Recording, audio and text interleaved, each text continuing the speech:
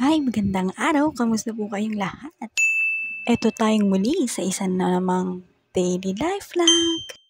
Eto nga at kinuha ko na yung mga basura para itapon sa labas at ayan nga ang mga naghihintay sa aking gawain. Tuloy-tuloy lamang tayo.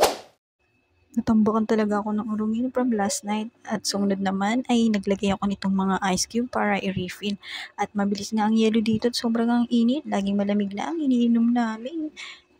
Sumunod nga, eto na, unti-unti ko nang natatapos ang aking mga urungin. Ngayong araw nga pala ay magluluto kami muli ng pansit the repeat.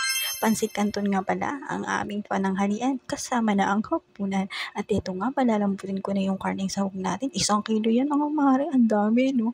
Habang pinapalambot natin yan, ito na yung mga pangunahing sangkap ng gulay. Hihiwain ko na yan mga yan at ito yung ating mga pampalasa. Kumuha nga pala ako ng sabaw para lagyan ng front cubes na beef. Yan, tunawin ko yan dyan. Pampalasa din yan. At ito na nga, nahiwa ko ng lahat ng mga sangkap. Nilagay ko sa ganyan. Properly arranged, mga be, para masaya. Nakakatuwa nga masdan at ang tagal ng inabot kong oras sa paghihiwa. Ito nga't nagpakulo na ako ng mainit na tubig at kaping-kapi na ako. Makatapos ang 1.5 oras na preparasyon. Matagal talagang magluto, lalo't naghihiwa ka ng mga sangkap at ito pa nga yung iba pang sangkap sa panggisa natin. This time, ginamitan namin to ng onion leeks at ito na nga, prito-prito na tayo ng mga sangkap at ayan na nga silang lahat.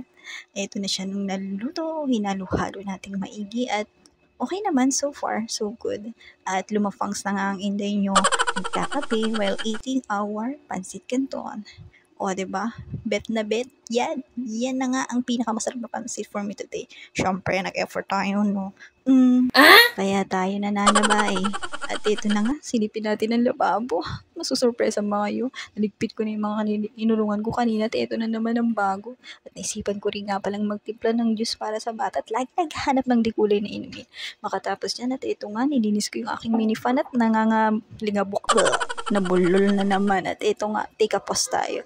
Maalikabok na siya kaya pinunasan ko. Ang dami kong mini fan. Kayo ba ganyan din? Ako lang ba talaga ang mahilig sa mga fan? Ang dami ko, no?